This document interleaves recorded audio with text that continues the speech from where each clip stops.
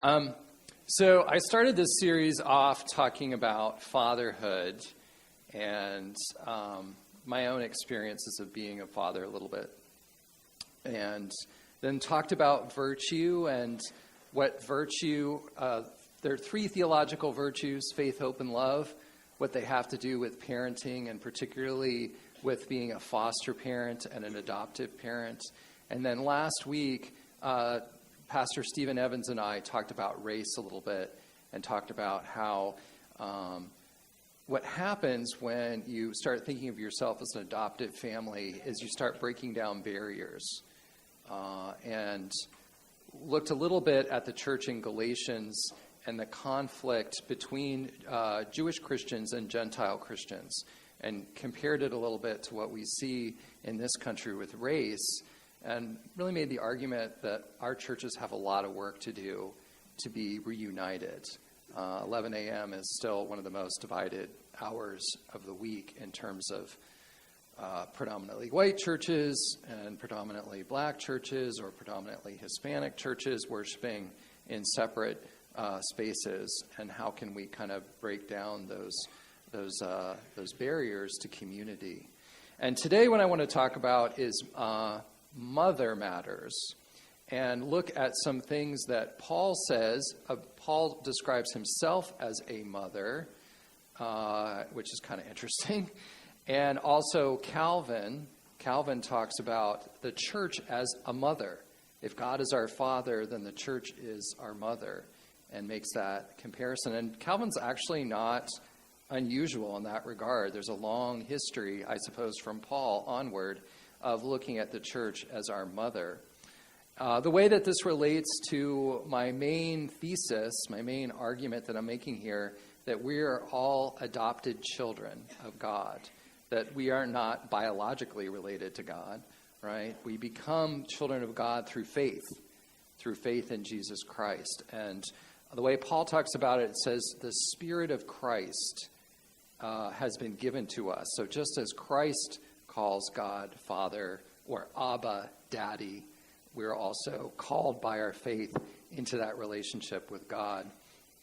And so when we look at this adopted children of God piece, the first half of the thesis, I want you to think about not just being adopted by God as our parent, but also being adopted by our church, the local church and also the church universal. I'll talk a little bit more about that. And so, in a sense, what does that look like for the church to be our mother? The other piece about being an adoptive family of God, here I kind of want to look at what mothers today are experiencing. And I'm warning you now, I'm going to show you lots of charts and graphs. Okay? I'm like, how do I get across these numbers? I'm more of a visual person. So hopefully these charts and graphs will make some kind of sense of demographically where we are.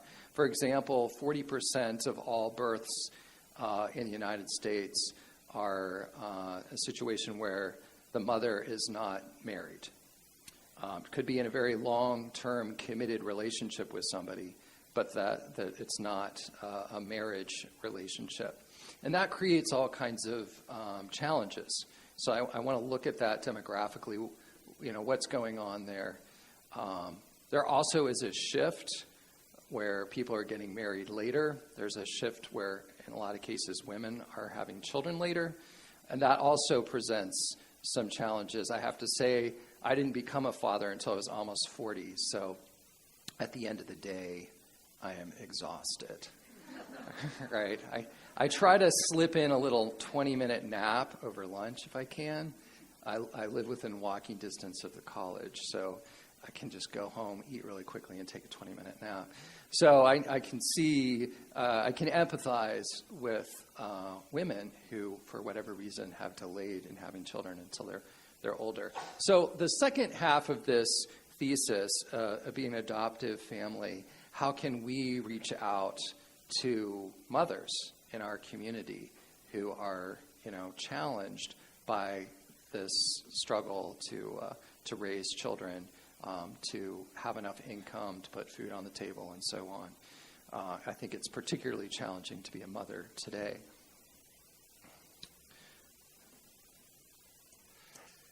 All right, we'll start with Paul. So in Galatians, Paul says, this is in chapter 4, he calls the Galatians my little children. My little children, for whom I am again in the pain of childbirth until Christ is formed in you. I wish I were present with you now and I could change my tone, for I am perplexed about you. Now, there's this wonderful book, by Beverly Gaventa. I went to seminary at Princeton Seminary, and she was a professor of New Testament there. And she actually is responsible for my daughter's name, Junia. I don't think she even knows that, but I'll tell that story, and then I'll talk about her book on Paul. She has this book called Our Mother, St. Paul. She looks at this verse. So she has an interesting sense of humor. But anyway, my daughter's name is Junia, Junia. There's a passage in Romans 16 where this woman, it's Junia and Andronicus, are called beloved among the apostles. And for a long time, her name was translated Junius, not Junia, Junius would be a male version of the same name, because people could not believe that a female would be called an apostle.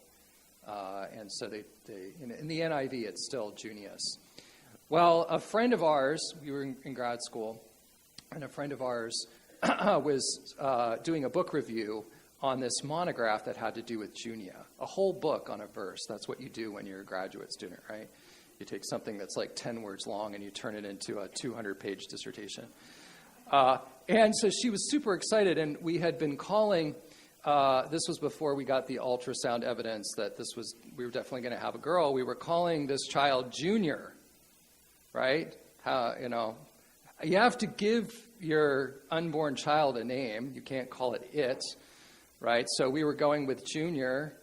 And so, what are we going to do if it's a girl? And we happened to have dinner with this grad student friend, and she said, you could call her Junia. Which if you look back at the Latin, it's basically the female equivalent of junior. And we wanted to call her Junia Bell. Her middle name is Bell. And we thought if we move to the South, they might think that her name is Junior, not Junia, right? That the accent might. And sure enough, we moved to the South. So we said, okay, it's Junia Bell. Junia Bell Nolan, which is a beautiful name. Anyway, all of that goes back to Beverly Gaventa, because she's the one that gave the book to our friend to do the book review on. And if that hadn't happened, our daughter would have a different name. So I owe a lot to Beverly Gaventa, and I was so excited to see her book, Our Mother, St. Paul, where she looks at Paul's use of metaphors, particularly feminine metaphors, to talk about himself and to talk about the church. And what she says about this passage that's kind of interesting is that he kind of has to do a double leap in order to pull off this metaphor of being a pregnant woman giving birth. First, he has to switch genders, right? And not only switch genders in terms of a role, taking on like a maternal caring role, but then he has to go one step further and talk about childbirth, which is impossible for a man to do, right? Maybe you could talk about Paul being a mother in the sense of, feeding or bathing or something like that, a role that a mother might typically do. But to go on and talk about his role in the church as a mother giving birth is a real stretch. And so she elaborates on this and says that Paul is really struggling with the best picture of what it's like to be an apostle, particularly somebody who is separated from this congregation, who has poured everything. I mean, you think about how many times Paul was whipped, right? How many times he was beaten with a rod, how many times he was shipwrecked, how many times he was imprisoned. the fact that he was executed. All of these things he was willing to do for the people that he loved. He was willing to die for them. And the one metaphor that he could come up with to demonstrate what that love looked like was this childbirth, the labor pains that are so unimaginable for a man. Whenever I'm watching television with my wife and there's a birth scene, she can't watch it. It's like post-traumatic syndrome, stress disorder. She's like, it's been 8 years and she still has this visceral reaction. She wanted the drugs. She, when she was pregnant, she's like, I would have no problem, taking these drugs, but her delivery was fairly rapid. And so by the time we got to the delivery room, it was too late for the drugs in both instances. And so she had the real childbirth, the real pains. We had friends that were like we're going to go all natural, and they ended up getting the drugs, or C-section, and she didn't get any of that. So she went old school. All right, so I love this image, and I think it's appropriate then as I wish that there had been more like female apostles. I wish there had been other people besides Paul, women who could share what this new faith is like and what it's like to have a congregation and to compare that to what it's like to be a mother. I think it's such a great thing in the church today that there are female pastors, and I think that there is something about that role of being a mother that then translates to how you minister to other people, which men can kind of approximate, but women can embody in a different way than men can. This is the best we get, right, in the Bible, is an apostle like Paul, who wasn't married, who still sees what a woman goes through in childbirth and compares his experience to her experience. So this is the image of the church or the leaders of the church as a mother. Now I want to go to looking at today, what kinds of struggles do mothers have? And I'm going to pull up a graphic. I don't know if you can see this. I'll try to explain it. This was a study that came out about 5 years ago, and it's looking at childbirth by marital status among millennials. So at that time, millennials were from about 15 to 31 years old in age. Now, 6 years later, they've shifted to about between 18 and 35. So the students that I'm going to get at PC next year are going to start to be at the next generation, which is called Generation Z.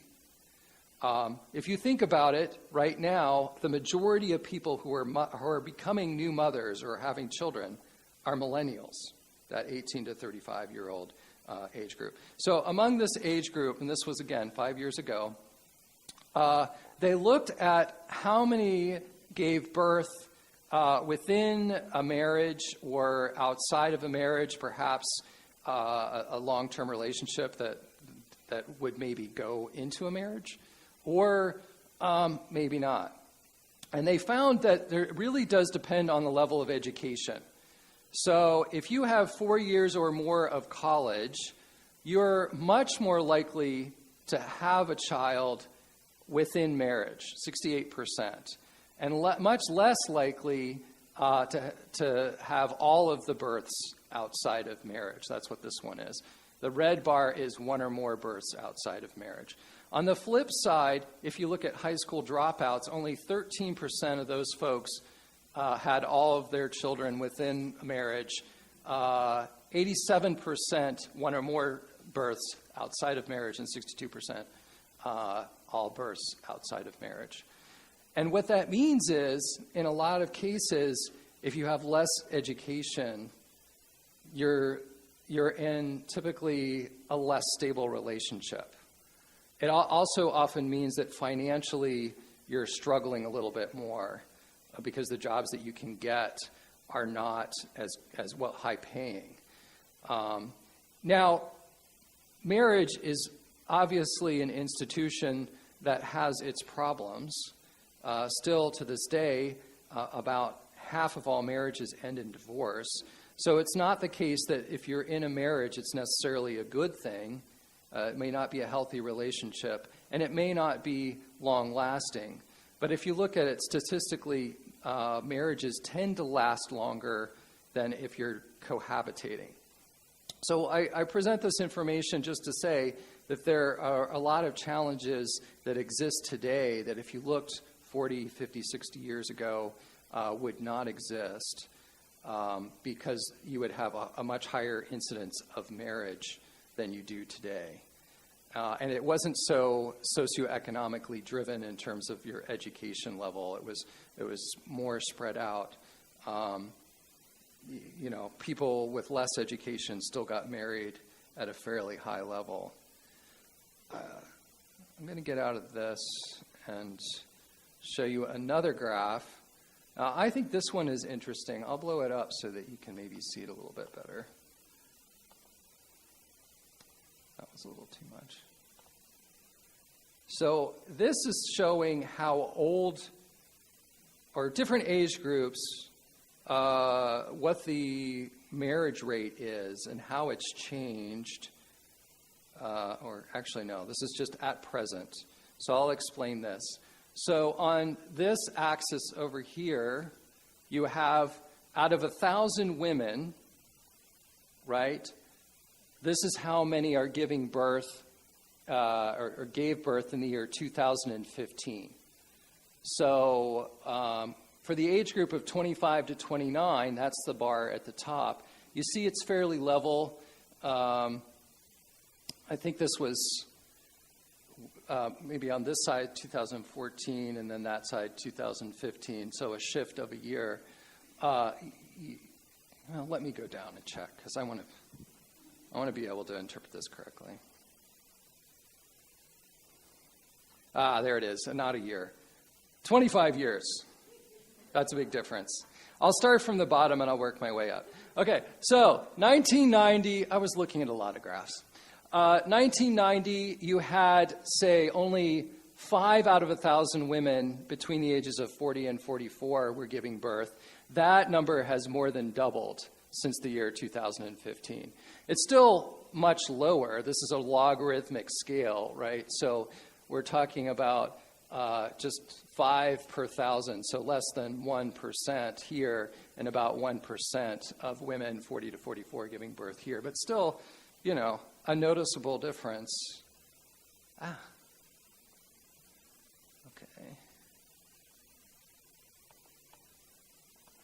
Another thing that I want to show you is that teen births have gone way down. Okay, so among women ages 15 through 19, you see a decline from, I want to say 60 per 1,000 teenagers gave birth in 1990, and then in 2015, it's down. It's hard to read a logarithmic scale, but it's down significantly.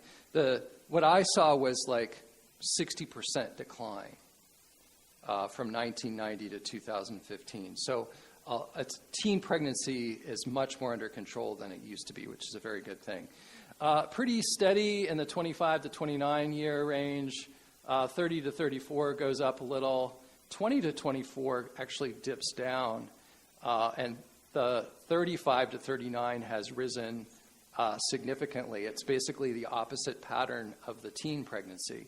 So a lot of women are waiting until they're established in their professions to have children, which also means that they're trying to juggle, a professional career at the same time as they're raising a child. And that also presents some real challenges. One more graph. Just stay with me. I know it's, if I were sitting over there, my eyes would start to glaze over. I'd be like, it's too late for me to do that, or maybe I have to get a different set of glasses or something. Okay, hold on. So this one really intrigued me. This one's 5 years old. The last one was 2015. This is like data from 2010. And what I want to show you here is that cohabitation, if you're living together in a long-term relationship,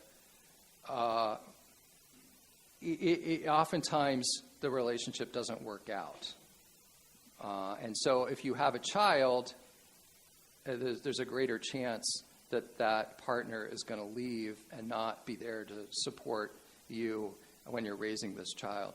So this is a graph looking at the years 2006 to 2010 of relationships that were cohabitation. This is not marriage, but cohabitation. And what happened to those relationships? So the bar down here is after 3 years, that percentage of relationships was still maintained. Okay? And after 3 years, in this bar, it turned into a marriage. And in this bar, it was dissolved. Now, the thing that's interesting here is that the stability of the relationship depends, again, on your level of education. So if you have a bachelor's degree or higher, a much greater chance that is going to, that relationship's going to turn into a marriage. You may be cohabitating, but your plan of getting married works out, at least in half the cases. It goes down as your level of education goes down. However, on the other hand, there's still cohabitating here. So the relationship's still being maintained after 3 years. And what we're seeing is that these cohabitations still can last a significant time, even with lesser levels of education, but they don't tend to turn into marriages. Was that a hand? Yeah.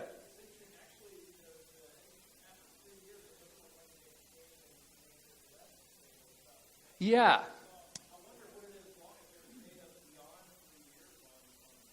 Yeah, because I remember reading in this very report that these relationships tend to be more volatile. So I'm looking at the data and I'm like going, yeah, it doesn't seem like the 3-year window is right. I think the average for these relationships is 22 months. But then I don't see that necessarily in this data. So I'd have to go back and look at it. But I would still call it more tenuous. There's no permanent commitment that you're making to that other person to be there for them. And the challenge is if that relationship ends, you have a single parent, there's a very high rate of poverty. And 1 in 3 children now is in a household with a single parent. So 1 out of 3 is at high risk for being in a situation of financial poverty. And you think about the stress on that relationship between the mother and the child.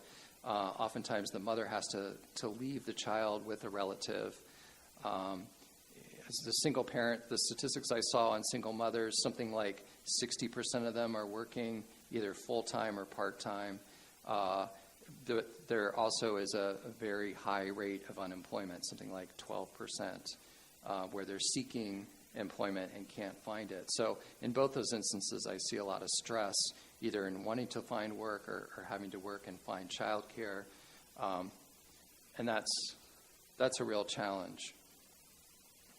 I wanted to give 5, no more graphs, but I'm going to give you some more information. Let's just stick with me. Okay, this is 5 facts about millennials. Now, as I'm thinking about this, I'm thinking about the church, and I'm thinking that one of the things about millennials is they're becoming less and less religious, right? They will call themselves spiritual, but there's a large group of millennials, more than, if you look at, I'm a Gen Xer.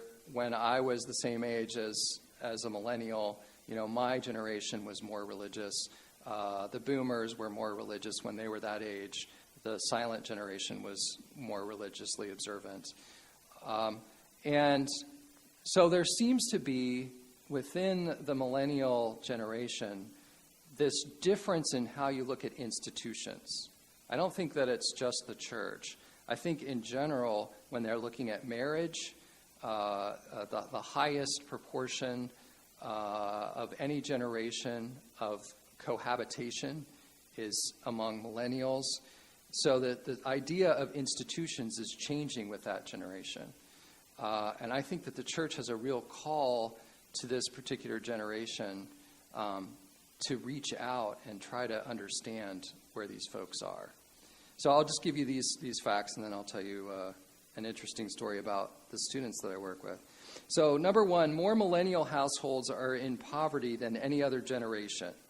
Now, we're talking about 18 to 35-year-olds, so you could say they're just starting out. But a lot of these folks live at home, right? So when they do move out of the house and they establish a household of their own, they have much higher rates of poverty than other generations. They're the largest number of renters. Out of 45 million renters, there are 18 million households that rent that are millennials. Third fact, 1/2 of all cohabitating households are headed by millennials. I thought that one was an interesting one. Number 4, highest number of single mothers of any of the generations. And maybe that has something to do with them being more in that age range where you have kids, but still a very significant fact. I gave you this statistic already. 1 in 3 kids live in a single-parent household. That was as of 2014. The number in 1980 was 19%.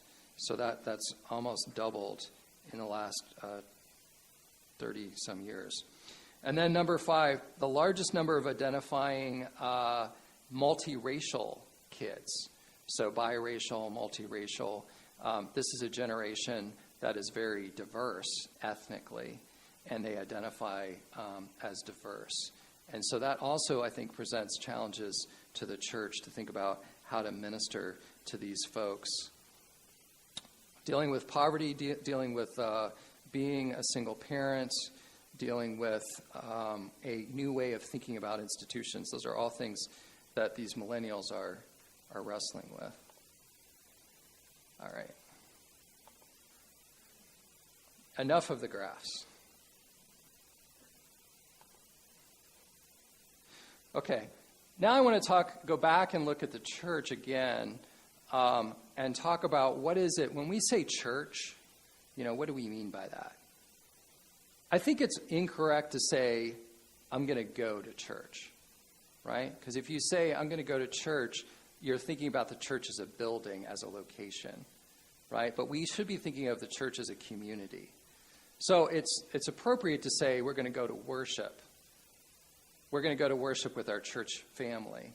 I think that would be a good way of putting it. But I don't think it's appropriate to say I'm going to go to church as if I'm only there on Wednesdays and Sundays, right? I'm not, the rest of the time, I'm not really part of a church family. This question of what the church is, the church has wrestled with this for a long, long time. There was this Council of Nicaea back in 325, so, 325 years after Jesus' birth. They said the church is 4 things. It's one, okay? Now, institutionally, we've never been united. There's always been controversy. So this has to do with our faith rather than the institutional presence being one. We have one faith, we have one baptism, we have one Lord, Jesus Christ. That's the basis of our unity, not the visible, we all institutionally are one. That, unfortunately, is a fractured reality. It's holy, so we're called to a different kind of life, right? Our Lord Jesus gave us the example of what it means to be a human being. And that means being, in some sense, separated, set apart. If you think about the Old Testament and you think about the temple, how there's this holy of holies that only the high priest can go into. And then if you look in 1 Peter talks about the church as this structure where Christ is the cornerstone, and we're holy stones, right? We're living stones that are built into this structure that's alive and that's set apart for a particular mission. We're Catholic, in this case, not Roman Catholic, but part of a universal church that is everywhere in the world, or it ought to be everywhere in the world. And finally, we're apostolic. That means that the faith that Jesus gave to the apostles has been passed down, from generation to generation. When I talk to my students, and I ask them this question, do you go to church? I have this doctrine class that I teach, and a lot of my students, they don't go to church.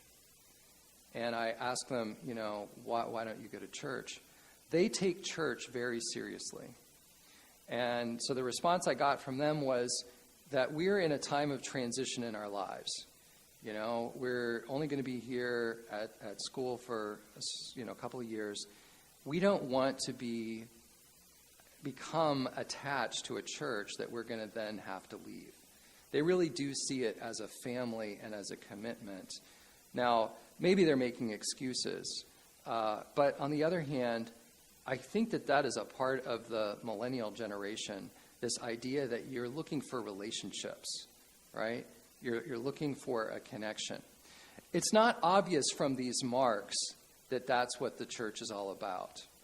But I think that we can get there, and I want to tell you a little bit more about Calvin's idea of the church, and then connect it with this idea of the church being a family. So Calvin said there are two things that a church should have. Good preaching, and the sacraments should be observed correctly. Now, when it comes to preaching, it's not just the pastor's responsibility to be true to the Word of God. It's also necessary for the congregation to hear the Word and accept it in their hearts, right? A lot of times when this is discussed, there's emphasis on the preaching, but there's not a lot of emphasis on the listening. But for Calvin, these two things were very important. And then in terms of the sacraments, at the time that Calvin was talking about the sacraments, the Catholic Church had a number of sacraments, but Calvin says the ones that were instituted by Jesus, baptism and the Lord's Supper. Those are the two big ones. So I want to talk about that in the context of the church as our mother. Now, Calvin says that the church is our mother, just like God is our father. The church is our mother.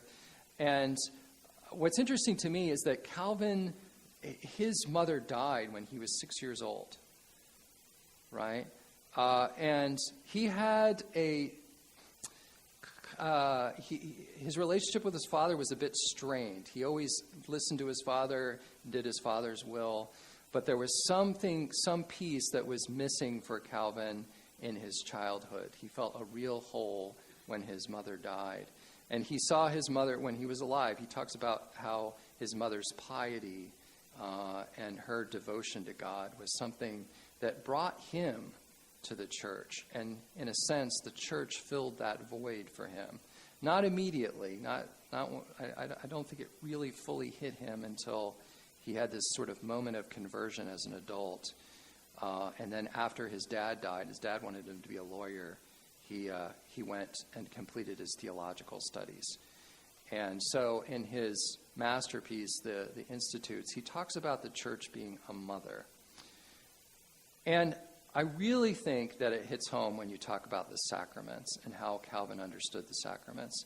So if you think about it, what is baptism? It's bathing, right? It's what you do as a parent, particularly the first 5 years of your kid's life. You're constantly giving them a bath. You're giving them clean clothes, right? And what is the Lord's Supper but feeding? So what do you do as a parent? I mean, one of the fundamental needs that your kids have is to give them nutrition so they can grow. So if we think about the church as in Calvin's model as a mother, the sacraments are replicating what parents do every day.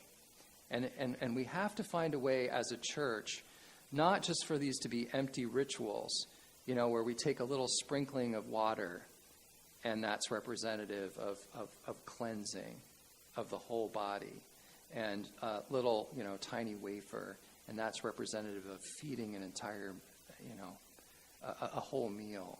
We have to think of a way that gets communicated to people like the Millennials that have to see that connection, that we really are family, that there's a cleansing experience of being in the church. There's a feeding experience that is a part of the church. That's what my students are longing for. They want to be a part of that kind of a community. Now, they say that would be hard to do, while they're in college. But I can see that that's what they desire in their hearts. They want to be part of something that resonates with the deepest needs that we have as human beings to connect with other human beings. So you can see how this works out in the right celebration of the sacraments. But I want to say something about the preaching and hearing of God's word. Preaching ought to be two things for Calvin are really important to him.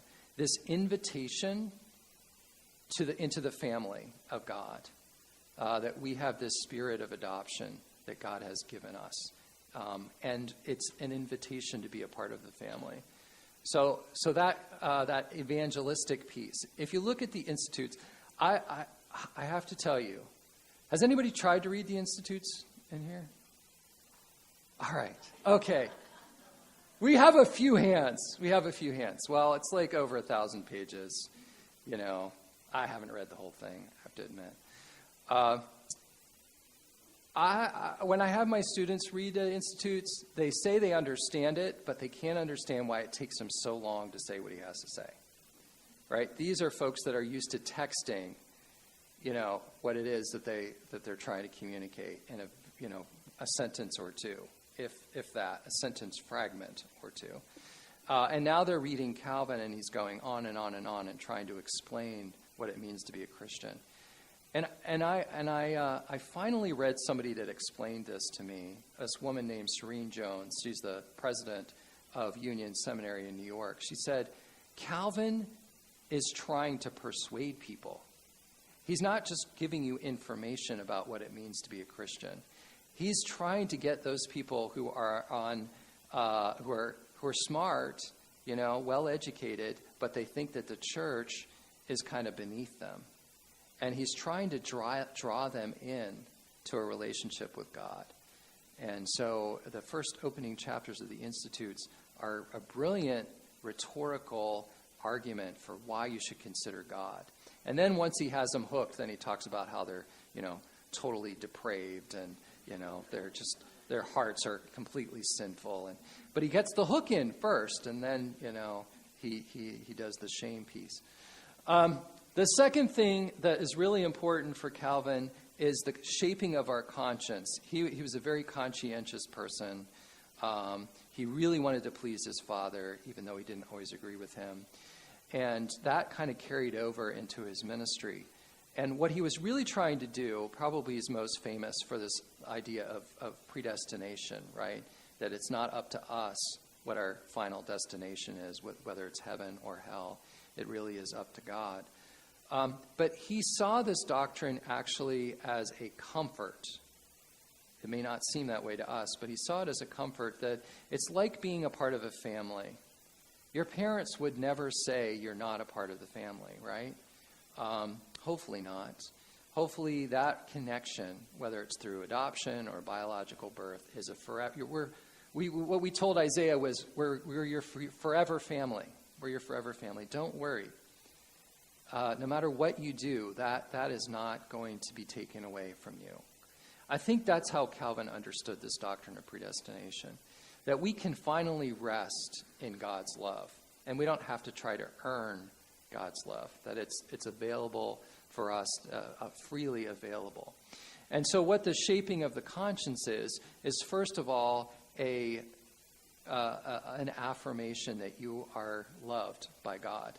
That when Calvin talks about faith, he says it's the assurance of God's benevolence towards us. of God's goodwill towards us. That's what faith is, a recognition that not only is God good, but that God wants good things for us.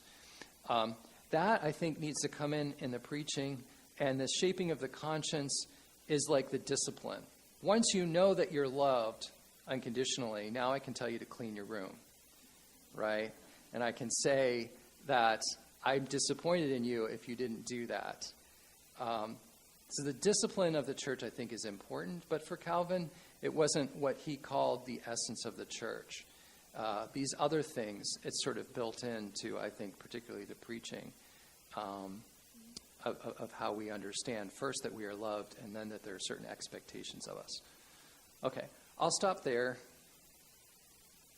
Any thoughts? Any questions? I threw a whole lot of stuff at you today. It wasn't as cohesive, I think, today as it was in other weeks. Yeah.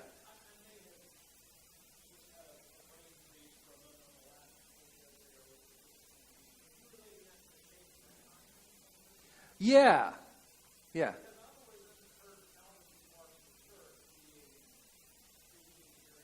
Yeah.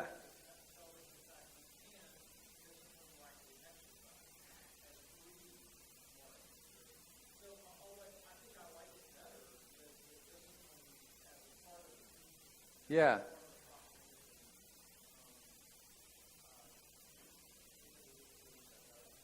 Yeah. If you look at certain confessions, it's really clear, like the Scots Confession, it's very clearly 3 marks of the church. But if you look at Calvin's Institutes, at least when he sets it up, it's 2. It's the preaching and it's the sacraments. Now, once he starts elaborating on it, then he starts talking about discipline. And it may seem like it's a third distinct thing. But as I read him anyway, I think it's embedded. And you could also say that the Lord's Supper is a place where sometimes the church exercises discipline. Yeah. I have a grandfather who was excommunicated he was Catholic. He married a Protestant. He was excommunicated. There definitely are instances where this would be abused and has been abused, and you would have to be careful. Other thoughts? Yeah.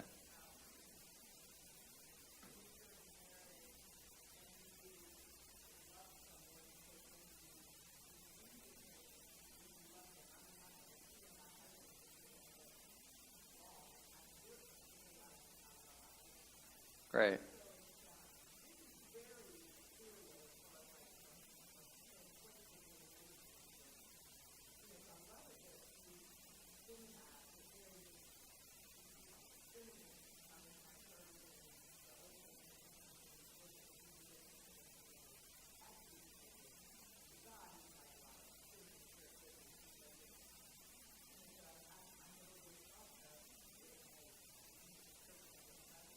Yeah.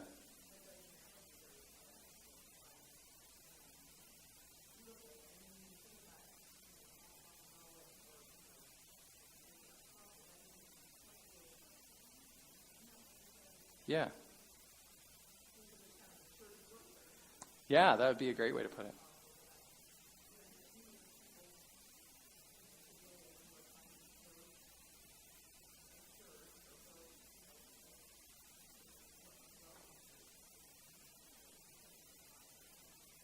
That's a great, thank you for making that comment. It's a great connection. Yeah. I think the language that we use is really important. So when you talk about church planting, you're a farmer, right? Not that many people are farmers anymore, like 2% of our population, but there are a whole lot of mothers and primary caregivers out there. So giving birth, I think, is a great image that people can resonate with. Other thoughts? Yeah.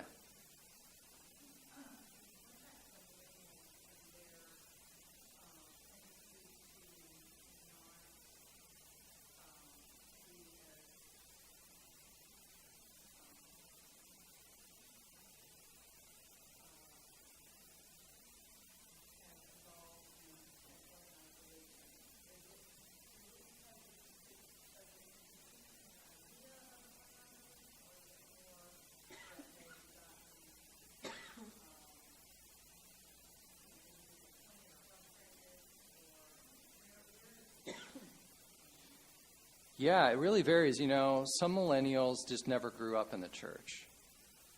But I want to say something like those millennials that did grow up in the church, something like 25% of them have left the church for a variety of reasons. They might feel like, let's say, even if they weren't Catholic, the whole, terrible sex abuse scandal of the Catholic Church made them just think, okay, the church is corrupt, regardless of whether it's a Protestant church or a Catholic church. Another reason might be that just scientifically they come to a belief that the world can be explained scientifically.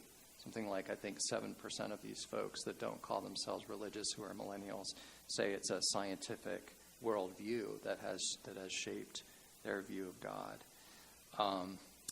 So I would have to go back and look real carefully, but my answer would be it's a lot of different reasons. But the one thing that kind of caught my eye when I was reading it was this uptick in people that said that they're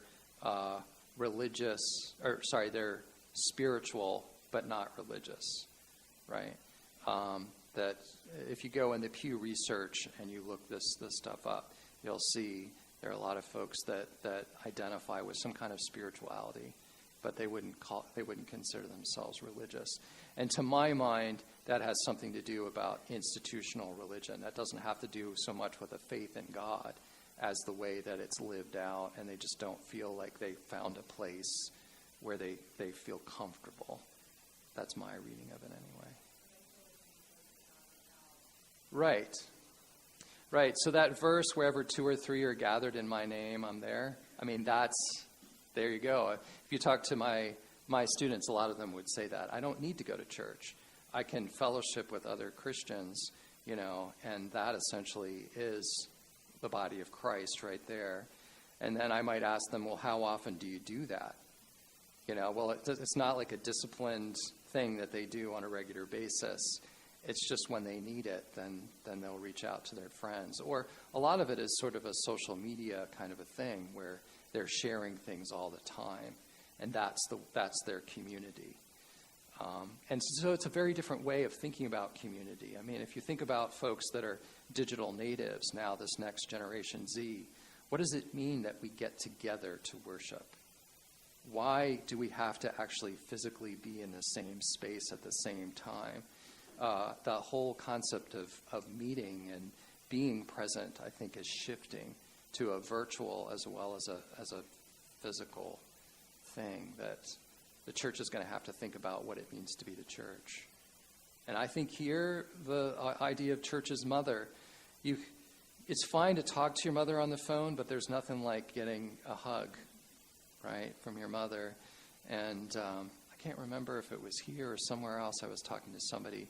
Oh, yeah, it was here. It was after, I think, the first lecture that I gave, where just maybe that's the one touch you get all week, is in church during the passing of the peace, even if it's a hand or a hug, that physical touch. And 2 things I think our students are craving is that being out in nature, they're disconnected from nature, right? And that physical touch is something that just doesn't seem to be as natural as it used to be. Yeah. Okay. Yeah, we're done.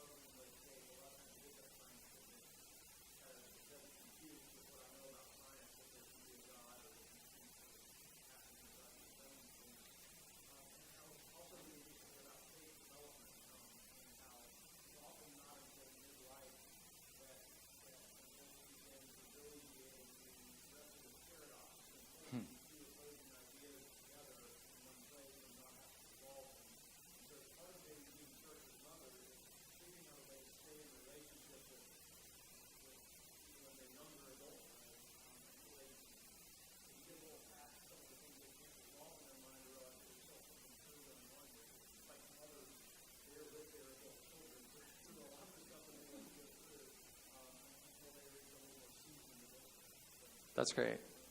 Yeah. Thank you all. Thank you. Thank you.